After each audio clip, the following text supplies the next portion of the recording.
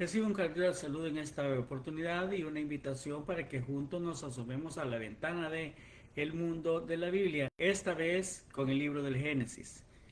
El Génesis en el capítulo número 6, 7, 8 y 9, que son los capítulos que hablan del diluvio, ¿cómo se le llama? Del diluvio universal.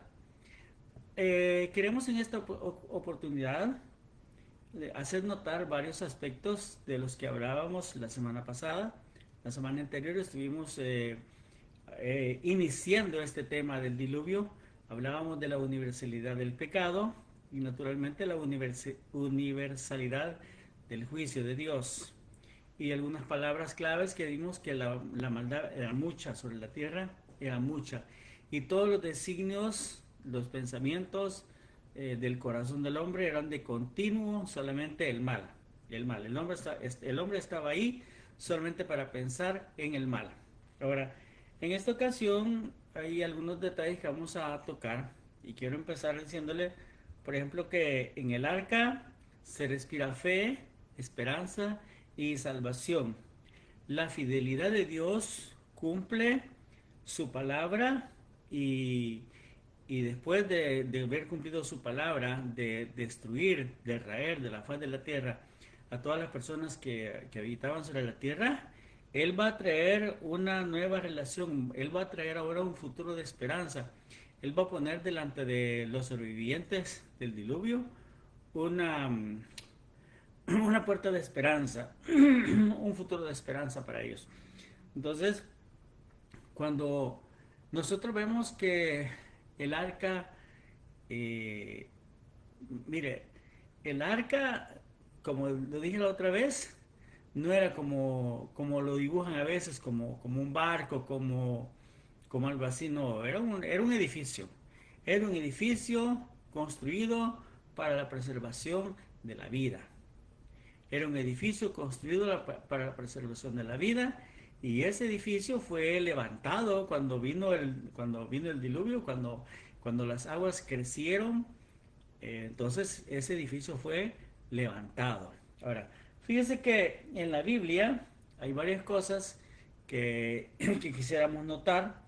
Por ejemplo, en el capítulo 8, después de que pasaron 5 meses de lluvia, o sea, 150 días, porque acuérdense que si bien es cierto que la lluvia duró 40 días y 40 noches, al, al final de esos 40 días y 40 noches, la lluvia cesó y se cerraron las fuentes del grande abismo, se cerraron.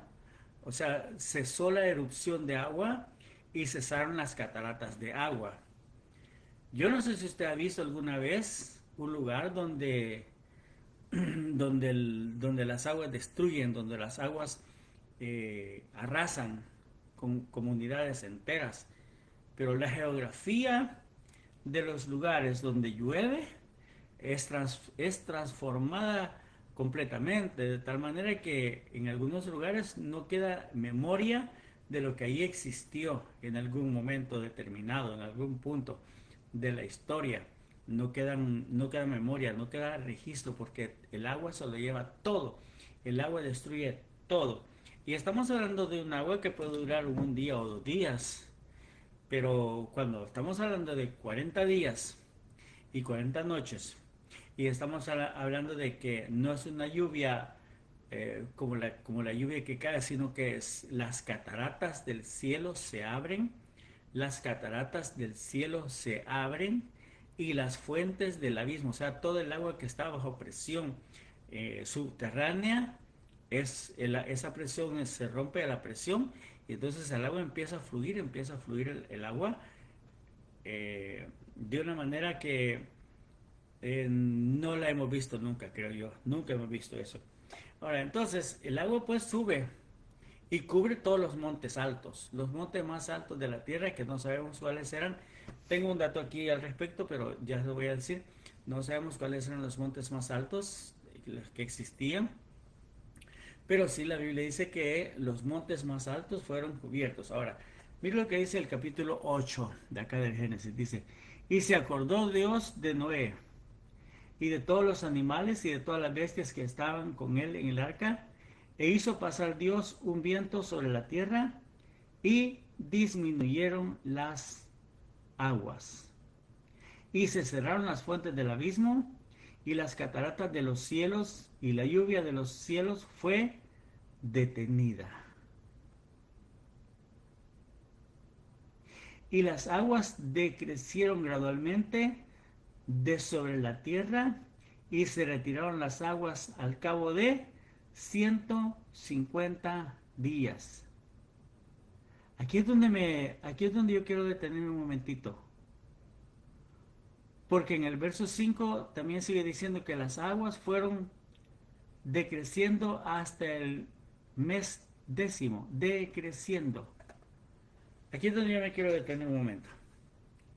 Porque el agua subió cubrió las cumbres más altas que había sobre la tierra. Le dije que no sabemos cuáles eran. Pero cuando Dios hizo pasar un viento recio sobre la tierra, ese viento comenzó a mover las aguas. Y las aguas se fueron moviendo. Probablemente que con el viento algunas aguas se evaporaron, probablemente. Pero otras aguas sencillamente se escurrieron. Escurrir. Porque dice, decrecían gradualmente de sobre la tierra. Decrecer es escurrir. Las aguas que estaban sobre la tierra comenzaron a escurrir. Y entonces se abrieron lo que nosotros conocemos como las profundidades abisales. O sea, los abismos que hay en los océanos. Hay algunos abismos en los océanos tan profundos, tan impenetrables, como los 11.000 metros, 11.000 metros o más. Hasta donde se sabe, hasta donde nadie ha llegado todavía, personalmente, porque no hay aparatos que puedan bajar hasta allá. Hay profundidades como 11.000 o 12.000 metros de profundidad en el mar. Por ejemplo, lo que se le conoce como el abismo laurentino, y también lo que se conoce como la fosa de las Marianas, que son abismos profundos que pasan de los 11.000 metros de profundidad. Entonces, toda el agua que había sobre la tierra se fue escurriendo, y a medida que el agua escurría y los abismos se abrían, entonces las masas continentales comenzaron a elevarse. De tal manera que en la ingeniería hidráulica a ese efecto se le llama ajuste isostático. ¿Qué quiere decir eso? De que en la medida que el agua va escurriéndose, las masas continentales van subiendo. Y entonces se logra crear un equilibrio entre agua y tierra. Entre agua y tierra. Mire, el agua escurre hacia los abismos y los continentes suben. La isostasia es el principio de equilibrio gravitacional entre el agua y la tierra, entre la parte líquida del planeta y la parte sólida del planeta. Eso se le llama isostasia en la ingeniería hidráulica, porque dice que hay un equilibrio entre el agua y la tierra. Entonces, si el agua sube, entonces las masas continentales descienden. Si las masas continentales ascienden, entonces el agua baja. Porque no hay ni más agua ni más tierra sobre el planeta. No hay ni más agua ni más tierra.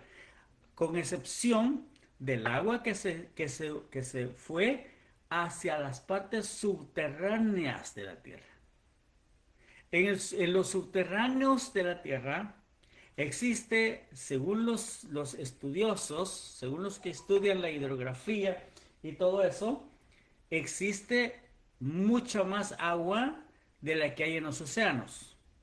O sea, subterránea, el agua subterránea es mayor, hay mayor cantidad de agua subterránea que la que existe sobre la Tierra. Entonces, quiere decir que si se volvieran a romper las fuentes del abismo y comenzara nuevamente a salir agua, entonces toda la tierra sería inundada de agua. Toda la tierra sería inundada. Porque hay mucha más agua debajo de la tierra que la que hay sobre la tierra. Así que después de que las aguas cubrieron toda la tierra, la redistribución del peso, la erosión máxima, el transporte de sedimentos, la acumulación de agua causó que la cuenca oceánica se hundiera más y las montañas se elevaran. Mire, entre las montañas más altas de la Tierra que nosotros conocemos en este momento, nosotros hemos oído decir que, por ejemplo, el monte Everest es la montaña más alta que hay sobre la Tierra. Pero en realidad esa montaña en sí, el monte Everest en sí, desde su base solamente tiene 5.200 metros. Y sin embargo, desde el nivel del mar se le considera que tiene 8.848 metros. ¿Pero por qué? Porque está casi a la mitad de altura de los montes Himalaya. O sea, hay que subir casi 4.000 metros para iniciar el ascenso a la montaña más alta de la Tierra, que es lo que es el monte Everest. En cambio, el monte Kilimanjaro, que se encuentra en Kenia, entre Kenia y Tanzania, en África Occidental, en África Oriental, ese monte Kilimanjaro tiene 5.600 metros de altura. ¿Por qué? Porque su base está en la tierra, está baja, tiene 5.600 metros sobre el nivel del mar. Quiere decir que el monte Kilimanjaro podría ser más alto que el monte Everest. Pero la montaña más alta que existe sobre la tierra, que tiene su base en el fondo del mar, en el Océano Pacífico, se llama Mauna Kea. El monte Mauna Kea tiene 10.300 metros de altura desde su base que se encuentra en el fondo del Océano Pacífico. Entonces, si usted ahora le preguntan cuál es la montaña más grande que existe, ya no es el Everest ni es el Kilimanjaro, sino que es el monte Mauna Kea, que está en el archipiélago que se conoce como Hawái. Ahora, quiero hablar ahora de los hechos que hicieron posible la realidad de un diluvio universal. Mire, fíjese, por ejemplo, vamos a empezar haciendo un repaso bíblico. Partamos de la realidad de que hubo un diluvio que no fue un fenómeno local, sino que fue un diluvio universal. Primero, la desobediencia de Adán y Eva fue el primer paso. Hay por lo menos 2, 4, 6, 7 pasos de que yo le llamo los hechos que hicieron posible la realidad de un diluvio universal. Primero, la desobediencia de Adán y Eva. Segundo, esa desobediencia fue en aumento, de tal manera que Caín comete el primer asesinato. Caín asesina a su hermano Abel. Luego, Caín es desterrado por parte del Señor, por parte de Dios. Dios lo destierra y lo convierte en un hombre errante. Pero Caín desobedece la orden de Dios de ser errante y se construye una ciudad. Ahora, una ciudad no se construye con 3 personas. Una ciudad se construye con miles de personas. Entonces, si vamos a hablar de un aumento demográfico, en los primeros capítulos de la Biblia, hay que hablar de que la orden era crecer, multiplicados, llenar la tierra, llenar la tierra. Esa era la meta, llenar la tierra. Crecer, multiplicarse y llenar la tierra. Y personas que tenían un promedio de vida de unos 960 años o 950 años, digamos que 950 años sería el promedio de vida. No sabemos cuántos años vivió Caín, pero según estudios demográficos que se han hecho, que en este momento no se lo puedo mostrar porque no es el tema, pero según estudios demográficos, Caín en los primeros 500 años de edad, ya él había tenido alrededor de 100.000 descendientes. En los primeros 500 años, Caín ya había tenido por lo menos 100.000 descendientes. Es cierto que había luchas internas, que había mucha violencia. Entonces, ¿qué es lo que hace esa violencia? Hace que las personas emigren de un lugar a otro. Hace que las personas sobrevivan, pero emigren y van llenando la tierra, van llenando la tierra.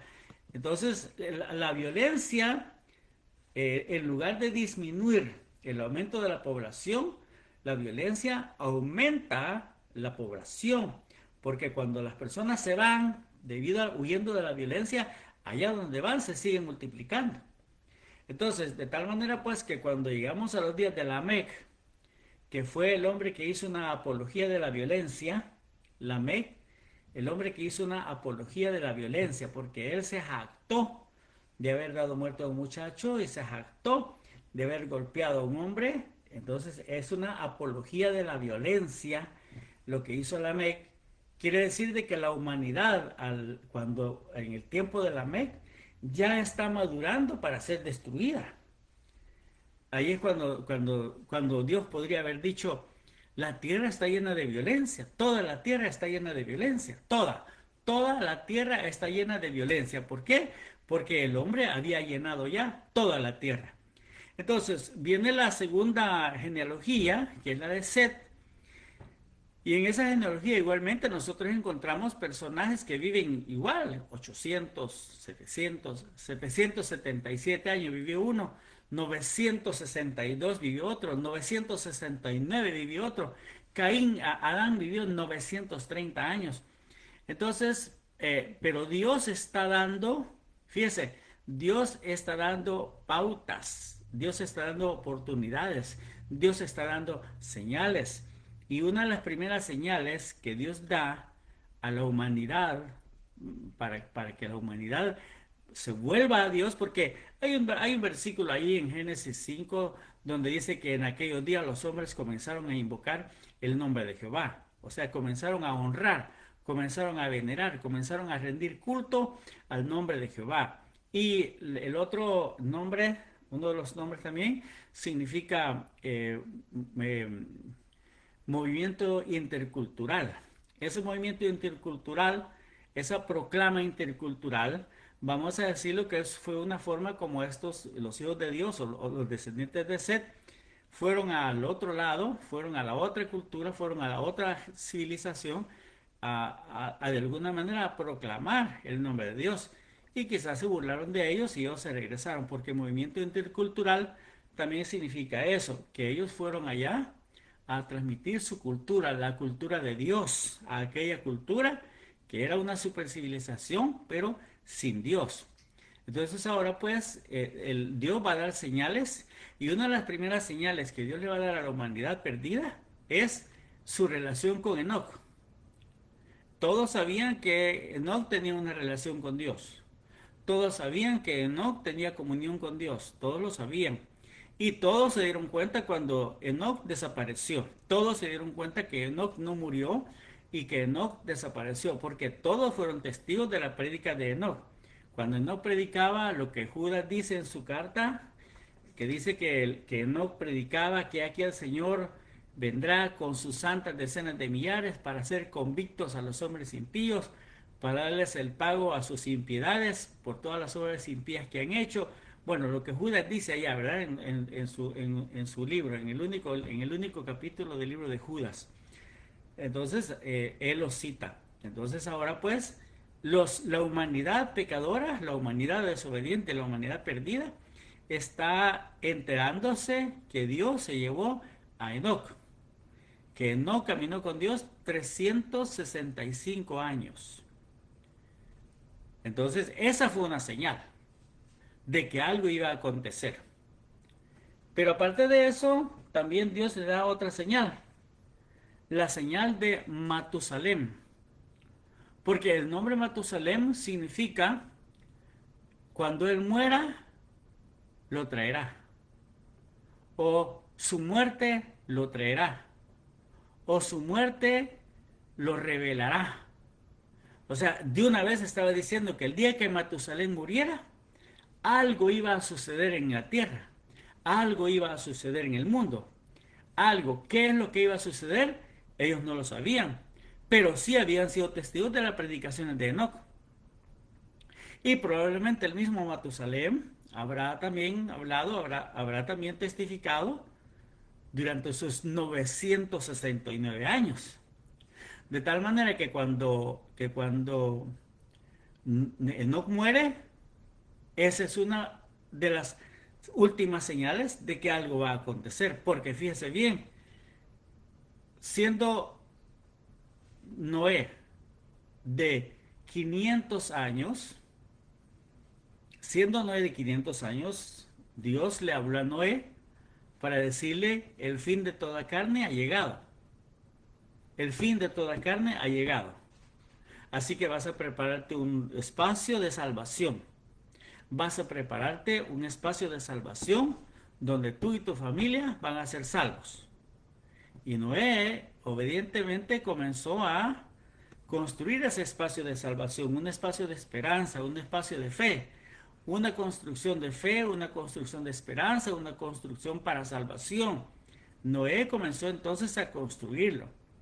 Y esa construcción también era una señal para la generación impía que se desenvolvía en ese tiempo, porque ahora ya las dos generaciones ¿cómo se llama? Se habían mezclado ya, porque tanto, ya lo vimos en el capítulo 4 y 5, ya lo vimos que tanto los de aquel lado, los cainitas, se habían mezclado con los de Set, y habían hecho una contaminación tremenda de familias. Y entonces ahora Dios va a traer la ruina final. Dios va a traer un castigo final. Dios va a traer un juicio final a la humanidad. A la humanidad desobediente, porque la violencia era mucha. Y vio Dios que todos los designios, todos los pensamientos del corazón del hombre eran de continuo solamente el mal, el mal, el mal y el mal. Eran de continuo solamente el mal. Y a Dios le pesó haber hecho al hombre, porque vio que el hombre había desobedecido completamente. Tanto los descendientes de Caín desobedecieron, como los descendientes de Set se dejaron contaminar también, de tal manera que ahora las dos líneas genealógicas se unieron y hay una sola contaminación universal. Entonces ahora, pues, la señal de Matusalén es otra señal categórica para la comunidad, para la humanidad impía, vamos a decirlo, de que algo va a acontecer. Pero hay un detalle más, y es que Dios va a quitar su espíritu. Dios va a quitar su espíritu porque el espíritu estaba como contendiendo con el hombre. El Espíritu Santo estaba ahí y estaba provocando en el hombre, eh, provocándolo a arrepentirse. Pero el hombre ya no hacía caso al Espíritu de Dios tampoco. Acuérdense que después de Set tuvo a Enos, y en esos días los hombres comenzaron a invocar, los hombres comenzaron a adorar, los hombres comenzaron a buscar a Dios. Desde allá, desde los días de Set, de los días de Enos. Entonces, durante todas esas diferentes generaciones que pasaron, la humanidad entera había escuchado el testimonio de Dios y Dios había enviado su espíritu, y el espíritu de Dios contendía con el hombre, así como llamándolos, como moviéndolos al arrepentimiento. Entonces ahora dice que no más, que no vas, que su espíritu no contenderá más con el hombre. Dios dice, no, mi espíritu no contenderá más, no contenderá mi espíritu con el hombre para siempre, porque ciertamente él es carne, pero sus días serán 120 años. Entonces Dios le está dando un periodo durante el cual el hombre podría arrepentirse, y quizá durante ese tiempo el espíritu todavía contende, porque dice, no contenderá mi espíritu para siempre, pero se los voy a dejar durante estos 120 años para ver si se arrepienten. Pero no se arrepintieron, definitivamente. No se arrepintieron, sino que siguieron haciendo lo malo. Entonces desobedecieron, no entendieron primero la señal del arrebatamiento de Enoc. Segundo, el significado del nombre de Matusalem, el día de la muerte de Matusalem. Y no entendieron tampoco cuando Dios quitó su espíritu para que su espíritu ya no siguiera contendiendo con ellos. Entonces toda la tierra estaba llena de violencia, toda, toda la tierra estaba llena. Quiere decir que toda la tierra estaba llena de gente. Quiere decir que entonces el diluvio iba a ser en todo lo que nosotros conocemos como el planeta Tierra. Toda la parte de la tierra, toda la parte de la tierra que estaba habitada, iba a ser juzgada por el diluvio. Así que estos hechos, como le dije, hicieron posible la realidad de un diluvio universal. Y estos hechos, que se encuentran ahí en el libro de Génesis, nos testifican de que Dios se mantuvo dándole una esperanza a la humanidad. ¿Cuánto tiempo se tardó Noé para construir el refugio de vida, el espacio de salvación? No lo sabemos. Hay quien dice que se tardó 100 años. Hay quien dice que se tardó, que esos 120 años de que habla, de que el Espíritu iba a contender con ellos durante 120 años, creen que durante esos 120 años duró la construcción del arca. La cosa es de que se llegó el día en que el arca estuvo terminada, se llegó el día señalado por Dios y le dijo, entra tú, en el capítulo 7, entra tú y toda tu casa en el arca, porque a ti he visto justo delante de mí en esta generación. Entra tú. Y todos los animales entraron de dos en dos. Era Noé de 600 años cuando el diluvio de las aguas vino. En el año 500 de la vida de Noé nacieron sus 3 hijos. Y en el año 600 vino el diluvio. Hubo lluvia sobre la tierra 40 días y 40 noches.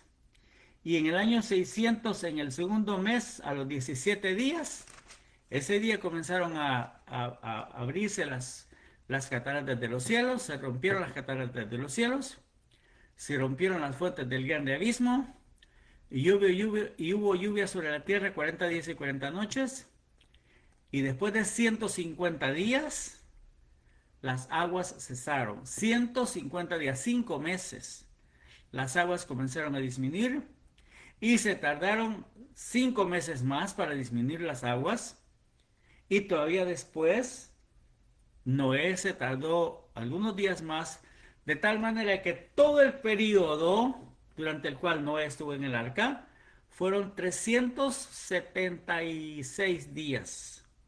O sea, 1 año y 10 días, 1 año y 11 días estuvieron Noé y su familia en el arca.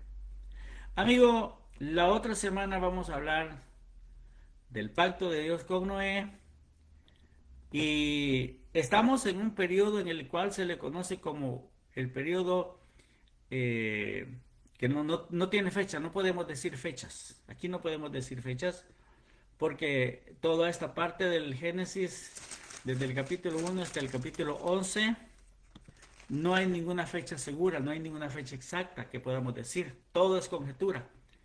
Y existe lo que se le conoce como el abismo cronológico, donde no sabemos cuántos años pasaron. Lo que sí sabemos es que Dios lo hizo posible y hay una promesa de Dios de que así como en los días de Noé, así serán los días finales para esta humanidad que vive ahora sin Cristo, sin Dios, sin esperanza, sin fe, sumidos en la ruina, sumidos en el pecado. Y por eso nosotros desde aquí, desde el mundo de la Biblia, le instamos a usted a que ponga su confianza en el Hijo de Dios. Así como aquel edificio fue un espacio de esperanza, de vida, de salvación. Así también ahora Jesucristo es la esperanza de vida, la esperanza de salvación para usted. Si cree, si usted cree, porque quiero decirle, no es que Jesucristo murió por usted. No, si usted cree en Él, entonces y usted le recibe como su Salvador, usted se va a apropiar personalmente del sacrificio que Jesucristo hizo en la cruz del Calvario. Porque si yo le digo a usted, Jesucristo ya murió por usted, entonces usted va a decir, ah, qué bien, entonces ya murió por mí, ya no tengo que hacer nada. No, amigo, no. Jesucristo murió en la cruz del Calvario, pero usted es responsable de abrir su corazón y de creer en Él. Si usted cree en Él, si usted cree en Jesucristo como su Salvador, entonces usted entrará a este espacio de vida, a este espacio de salvación, a este espacio de esperanza que hay en Cristo Jesús, Señor nuestro, a quien sea la gloria para siempre y a quien a mí me es un privilegio enorme presentárselo hoy. Así que recíbale en su corazón, ábrele su corazón al Hijo de Dios y venga, entre a este espacio de vida, a este espacio de esperanza, a este espacio de salvación. Continuaremos, primero Dios, en otra oportunidad con estas conversaciones sobre el Génesis. Adiós.